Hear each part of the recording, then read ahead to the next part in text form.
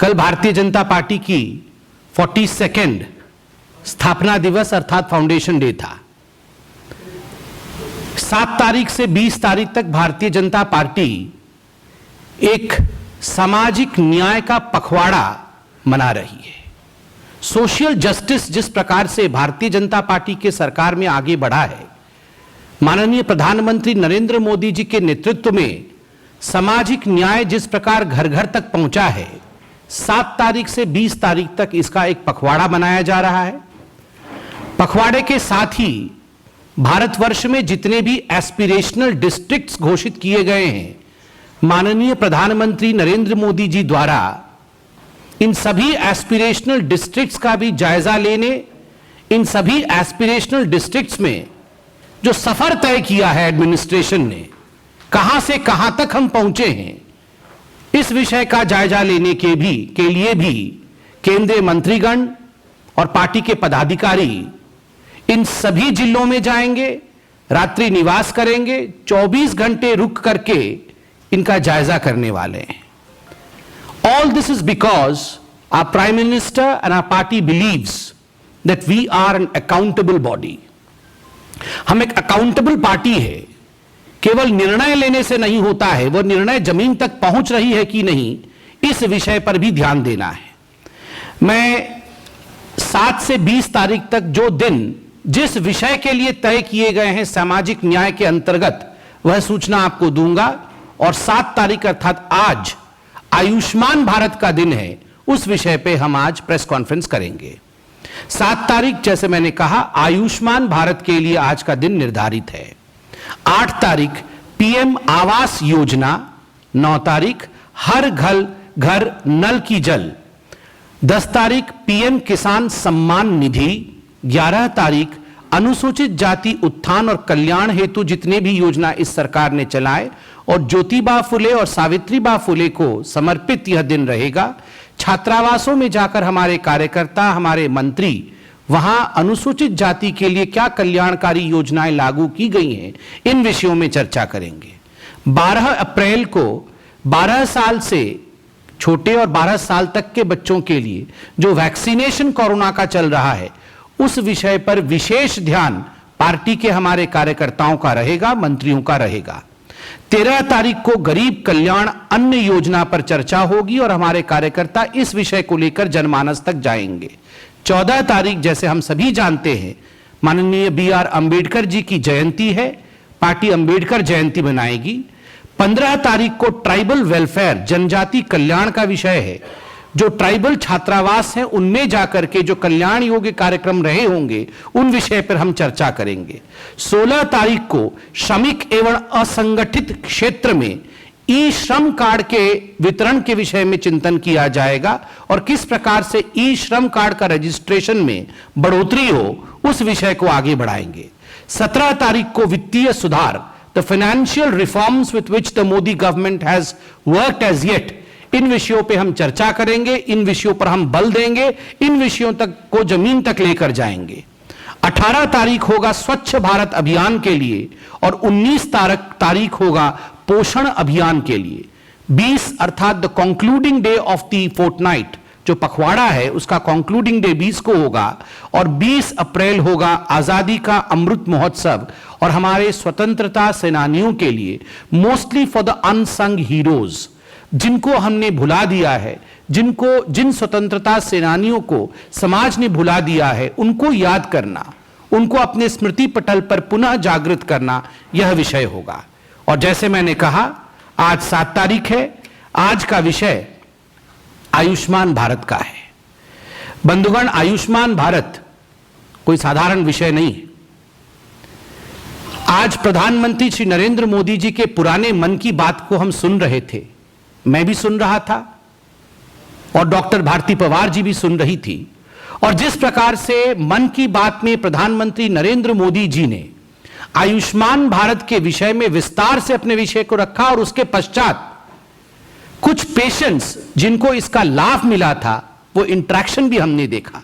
मुझे याद है राजेश प्रजापति नामक वह व्यक्ति जो कॉर्नरी हार्ट डिजीज से पीड़ित था, किस प्रकार से वह अपना जान बचा पाता है, क्योंकि उसके पास वह गोल्डन कार्ड था जिसने उसे एक आयुष्मान भारत के माध्यम से वो स्वास्थ्य लाभ कराता है। ठीक उसी प्रकार सुख देवी की कहानी, जिसकी नी रिप्लेसमेंट होती है, और अभी भारती पवार जी ने कहा कि अंडमान निकोबार की वो लड़की जो एक रिक्शा चालक की लड़की थी, स्कूल में पढ़ती थी, अचानक बीमार पड़ी, ऑपरेशन की आवश्यकता पड़ी, पिता बेचारे बहुत गरीब थे, ऑपरेशन कराने में असमर्थ थे, मगर बेटी ने ऑनलाइन जाके देखा कि उनका परिवार रजिस्टर्ड था आयुष्मान भारत में। किस प्रकार बेटी खुद जाके मुफ्त में चिकित्सा होके आती है, चिकित्सा लेकर आती है, ऑपरेशन करा कर आती है, स्वास्थ्य लाभ करती है। और जब ये सब कुछ हो जाता है तो इंटरेक्शन में उनके पिताश्री कहते हैं कि ये वास्तविक रूप में केवल आयुष्मान भारत योजना नहीं है, ये बेटी बचाओ बेटी पढ़ाओ भी है, क्योंकि मेरी बेटी पढ़ भी रही है और मेरी बेटी ने आयुष्मान भारत के कारण स्वयं को बचाया भी है। ये एक बहुत, मैं कहूंगा, हम सब के लिए शायद बड़ा विषय नहीं हो सकता है, क्योंकि we can afford treatment, we can go to the best of the doctors, but just imagine जो गरीब हैं, जो वंचित हैं, जिनके पास इतने पैसे नहीं हैं कि वो अच्छे से अच्छा चिकित्सा ले सके, उनके लिए प्रधानमंत्री जी ने जो किया है उसका नतीजा रहा कि 3 जनवरी 2018 को आयुष्मान भारत लॉन्च होता है और 19 में ही 100 दिनों के अंदर WHO के DG डायरेक्टर जनरल वो बधाई देते हैं, शुभकामनाएं देते हैं नरेंद्र मोदी भारत के प्रधानमंत्री को और JP नड्डा जी जो उस समय भारत के स्वास्थ्य मंत्री थे। ये हमारे लिए गर्व का विषय है कि हमारे माननीय प्रधानमंत्री, हमारे सर्वोच्च नेता नरेंद्र मोदी जी और हमारे वर्तमान के अध्यक्ष जो उस समय हेल्थ मिनिस्टर थे आदरणीय JP नड्डा, दोनों के आशीर्वाद के कारण यह फलीभूत हुआ। 100 करोड़ परिवारों तक, अर्थात लगभग 50 करोड़ व्यक्तियों को 5 लाख रुपए तक की चिकित्सा मुफ्त मुहैया कराना, यह आयुष्मान भारत का मुख्य बिंदु है। Just imagine 50 crore people, 5 lakh rupees treatment free of cost. This is not a small feet. यह कोई छोटा विषय नहीं है, यह एक बहुत बड़ा कीर्तिमान है। और इसी कारण से पूरे विश्व में अगर सही मायने में देखा जाए तो स्वास्थ्य क्षेत्र में, हेल्थ सेक्टर में पूरे विश्व का अगर सबसे बड़ा अचीवमेंट कोई है तो वो आयुष्मान भारत है हिंदुस्तान का। यह कहना अतिशयोक्ति नहीं होगा। मैं अंत में सिर्फ इतना कहूंगा कि कुछ राज्य पीछे छूट गए हैं जिन्होंने आयुष्मान भारत के लाभ को अपने जनता तक नहीं पहुंचाया है। जनता जनार्दन होती है, जनता को इस लाभ से वंचित न रखा जाए। यह दिल्ली की सरकार, उड़ीसा की सरकार और पश्चिम बंगाल की सरकार से हमारी गुहार है कि ठीक है, हो सकता है आपकी भी योजना हो, कोई स्वास्थ्य की योजना हो, मगर डबल इंजन की बेनिफिट अगर आपके जनता को मिले तो व्यारे न्यारे हो जाए। आपका बेनिफिट और हमारा भी बेनिफिट, दोनों बेनिफिट मिलके यदि आपके राज्य की जनता, हमारी भारत की जनता स्वस्थ रहे तो इसमें किसी को आपत्ति नहीं होनी चाहिए। दिल्ली, उड़ीसा और वेस्ट बंगाल यह भी स्वास्थ्य के इस आयुष्मान भारत के लाभ को जनता तक पहुंचाएं। और अभी जैसे मुझे डॉक्टर साहब ने बताया कि लगभग 3.3 करोड़ लोगों को यह सुविधा दे जा चुकी है। अभी तक आयुष्मान भारत की जो सुविधा है वो 3.3 करोड़ लोगों तक पहुंचाई जा चुकी है और लगभग 38,000 करोड़ रुपया अभी तक भारत सरकार ने इस बाबत खर्च किया है। अब मैं निवेदन करूंगा डॉक्टर भारती पवार जी से कि she will please brief you on the nitty gritty and the fineness of Ayushman Bharat Yojana. Thank you so much. Over to Bharti ji. धन्यवाद संबित जी।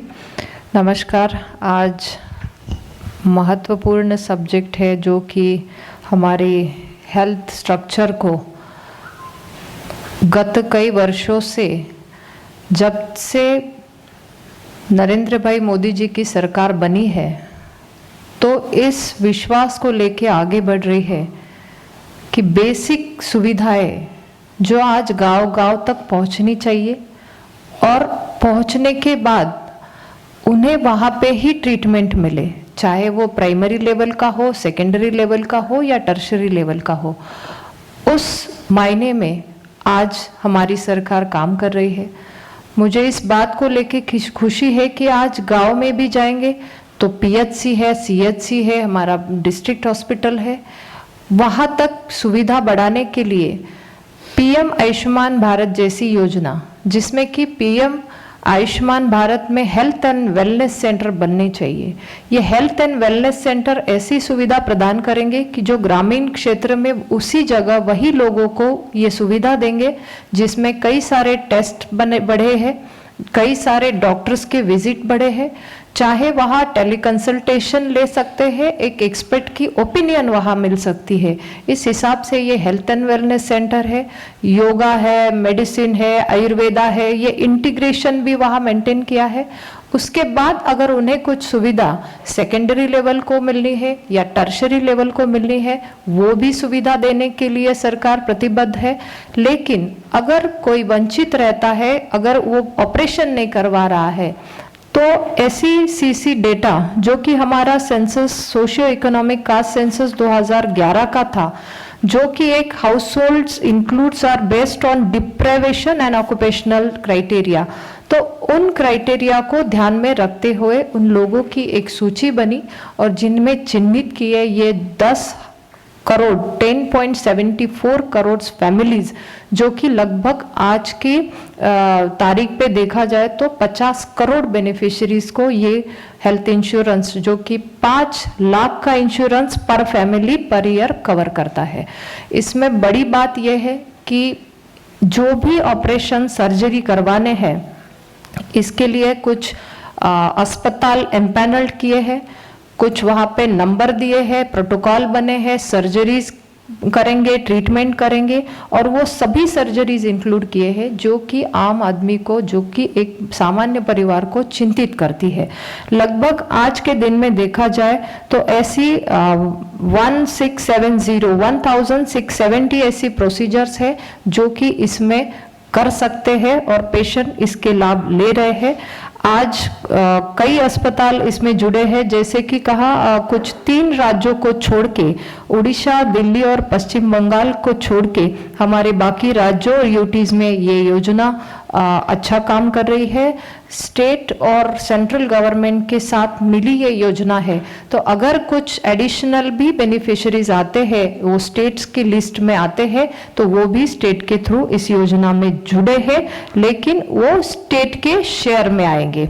अभी आज तक हमारे लगभग 17 करोड़ कार्ड्स ऐसे हैं कि जो दिए गए हैं, लेकिन क्या कार्ड नहीं है तो ट्रीटमेंट नहीं है, ऐसी बात नहीं होगी।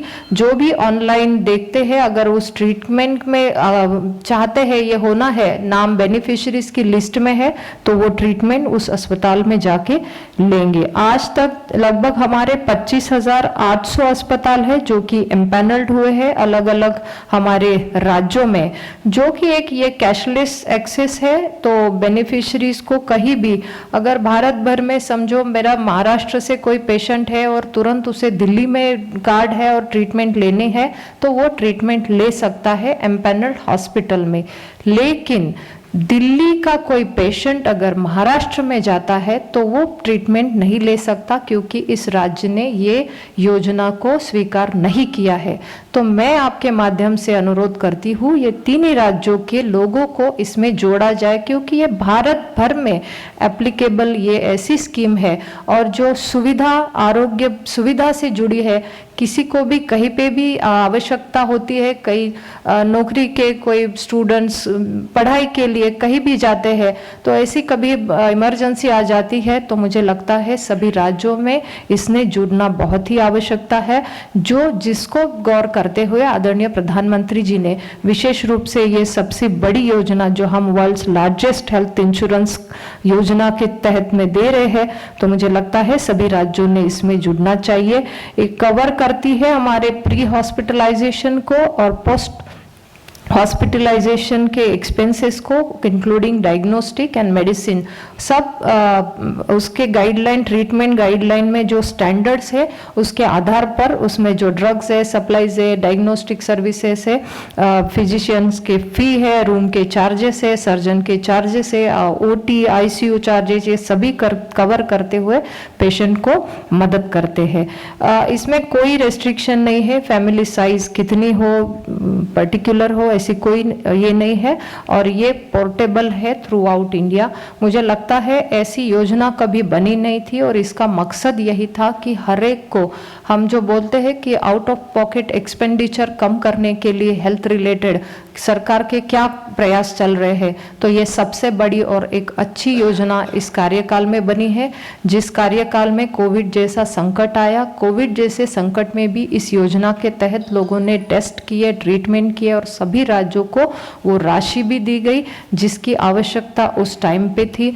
मैं यही कहूँगी कि ये योजना के माध्यम से जैसे प्राइमरी, सेकेंडरी, टर्शरी और भविष्य में भी प्राइमरी हो या टर्शरी हो, इस कंसर्न करते हुए पीएम अभी प्रधानमंत्री Ayushman Bharat health infrastructure mission, जो कि एक बड़ी ही अच्छी योजना बन रही है जिसके तहत लैब को लेके और अच्छी सुविधा देने के लिए और एक एडवांस टेक्नोलॉजी से जुड़ा हुआ हमारे ये इंफ्रास्ट्रक्चर हेल्थ का बन रहा है, जिसमें भी यही आरोग्य की सुविधा और अच्छे से लोगों को दे पाए। और पेंडेमिक को सोचते हुए हर एक राज्य में, जिले में क्या होना चाहिए, इसको ध्यान में रखते हुए ये योजना है। और प्रधानमंत्री डिजिटल हेल्थ मिशन, ये भी एक हमारा आयुष्मान भारत का पिलर है जिसमें कि डिजिटल हेल्थ कार्ड बनेंगे, तो वो पेशेंट को अगर हमारा रिकॉर्ड देखना है, क्या डायग्नोसिस हुआ है किसी अस्पताल में, तो वो बिल्कुल ही वो देख पाते हैं उसी अस्पताल में जो कि वो डॉक्टर के और पेशेंट के अपने मतलब उनका खुद का ये कहना होगा, और तभी उनके कंसेंट से ही वो कार्ड बनेगा और उसकी सुविधा प्राप्त होगी, जिसके कारण पेशेंट अगर कहीं दूसरे अस्पताल में जाते हो तो ये हेल्थ कार्ड के थ्रू हमें वो उसका फाइल भी मिलेगा और तुरंत डायग्नोसिस या तुरंत उनके जो भी प्रॉब्लम्स है वो कैच किए जाएंगे। तो मुझे लगता है एक एडवांस टेक्नोलॉजी को ध्यान में रखते हुए एक ऐसी पहल आज इस क्षेत्र में हो रही है। मुझे लगता है ये जब नेतृत्व की विशाल सोच होती है तभी हो सकता है, क्योंकि मैं एज ए डॉक्टर देख रही हूँ कि आज पैंडेमिक में जब कोविड आया तो वो वायरस को देखना, आइसोलेट करना, उसको टाइम देना, तो संबित जी इतना अनुभव हुआ कि हम लोग सब अननोन थे, नए थे, लेकिन भविष्य में अगर ऐसे पैंडेमिक, ऐसा कुछ वायरस आता है तो BSL 3 लैब का भी इस PM अभियान में इंफ्रास्ट्रक्चर में ऐसी 4 लैब है जो मोबाइल लैब है, जो कि कहती है कि ये लैब उसी जगह पे जाएगी तुरंत कि जहां समझो कुछ खतरा है, कुछ नया वायरस आया है, तो वो जाके उसी जगह पे वो तुरंत जांच करेगी ताकि वो एरिया भी कंटामिनेशन से हम लोग रोक पाएंगे और वहीं पे उसका इलाज भी तुरंत दे पाएंगे। तो मुझे लगता है इतनी सोच और इतनी पेंडेमिक को सोचते हुए एक अच्छी हमारी पहल है जो कि इन सभी पिलर्स में दिखती है। मुझे लगता है ये योजना एक नए भारत को, एक अच्छा आयुष्मान भारत को बनाने के लिए बहुत ही सक्षम है, जिसका हम रिजल्ट देख रहे हैं कि आज 38,000 करोड़ इतनी मदद अगर पेशेंट्स को मिली है तो ज़रूर ये हमारी सभी भारतीय वासियों के परिवार को एक बहुत बड़ी मात्रा में मदद की है, जिनका उदाहरण संबित जी ने बताया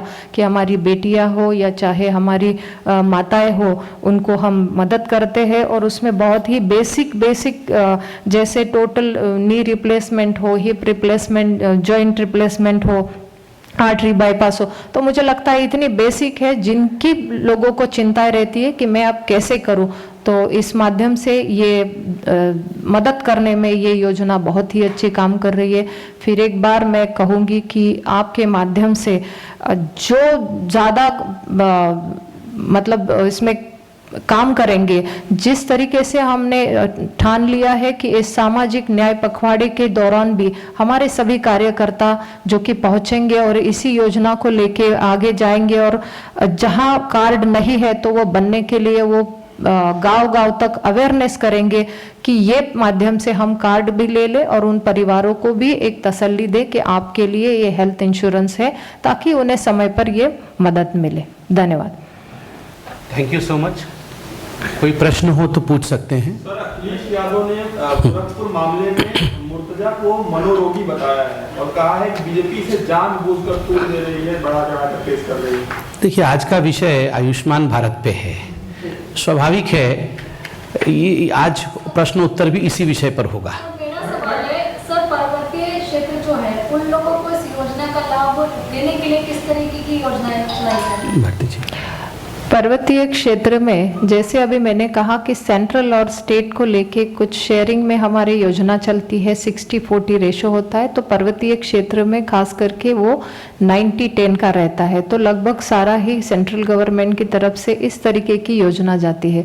जैसे आपने कहा उस तरीके से प्राइमरी लेवल पर हमारे PHC हो या हेल्थ एंड वेलनेस सेंटर को स्ट्रेंथन किया जा रहा है, ताकि वहीं पे उनका इलाज भी हो, डायग्नोसिस भी हो, लेकिन फिर भी अगर उन्हें सेकेंडरी टर्शरी की ज़रूरत है तो उस माध्यम से ये आगे जाके काम करेंगे। उसके अलावा हर एक राज्य में हम अच्छी सुविधा देने हेतु नए मेडिकल कॉलेज भी बनवा रहे हैं, कुछ मेडिकल कॉलेजों को अपग्रेड भी कर रहे हैं, लगभग 75 मेडिकल कॉलेजों को अपग्रेड भी कर रहे हैं, 157 नए मेडिकल कॉलेज भी बन रहे हैं और आज हमारे 22 एम्स का काम भी चल रहा है। तो लगभग सभी को स्वास्थ्य को लेके वहीं पे ट्रीटमेंट मिले, चाहे वो पर्वतीय क्षेत्र हो या हमारा रेगुलर हो, सभी को अच्छा सुविधा मिले। जम्मू कश्मीर में भी क्या मेडिकल कॉलेज बन रहा है? जी, वहीं पे भी मिले, सभी राज्यों में प्रधानमंत्री जी की सोच तो ऐसी है कि जो एस्पिरेशनल डिस्ट्रिक्ट है, देखो कभी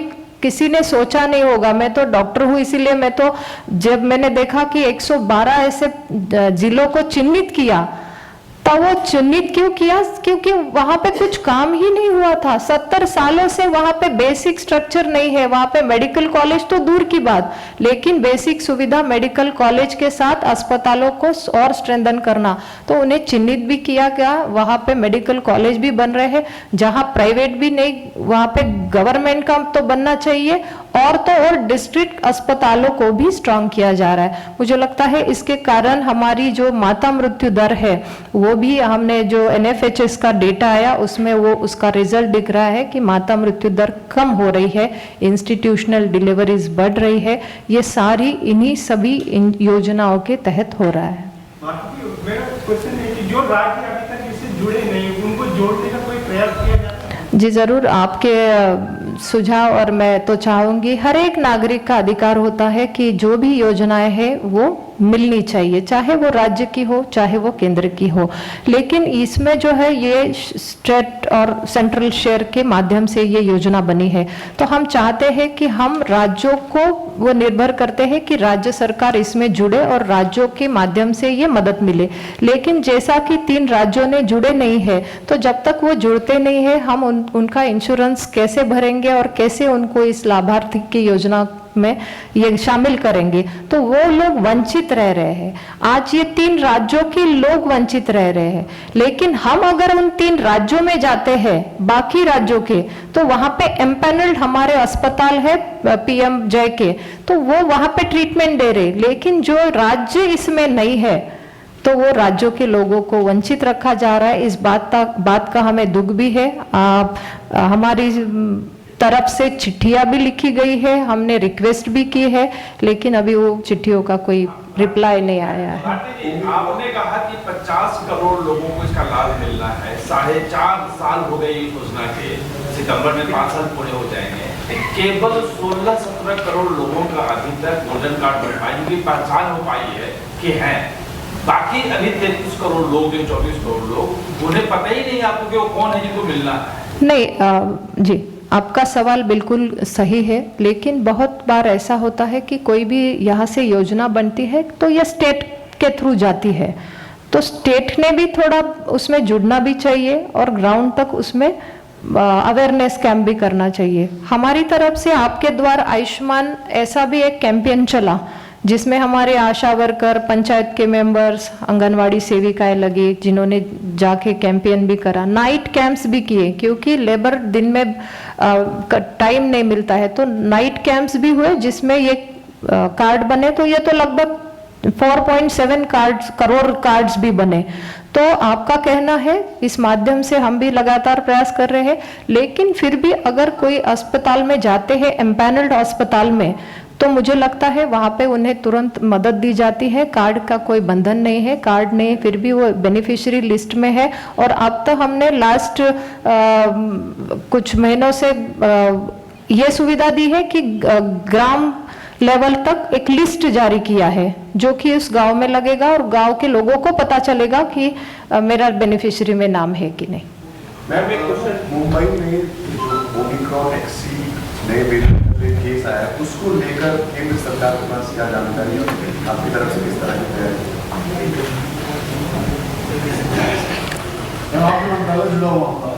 जी जरूर जुड़ा हुआ है, अभी उसका पूरा इन्वेस्टिगेशन रिपोर्ट आना बाकी है। मैम आयुष्मान कार्ड में 5 लाख रुपए की लिमिट है।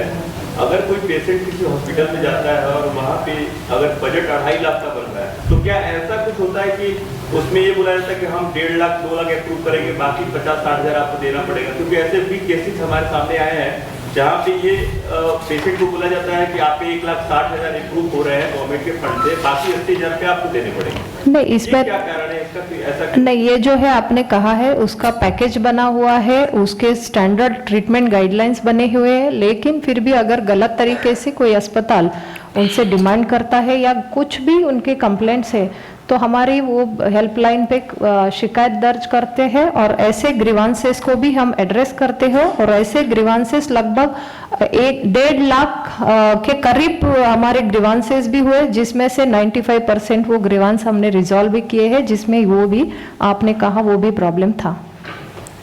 Thank you very much friends. Thank you. Thank you.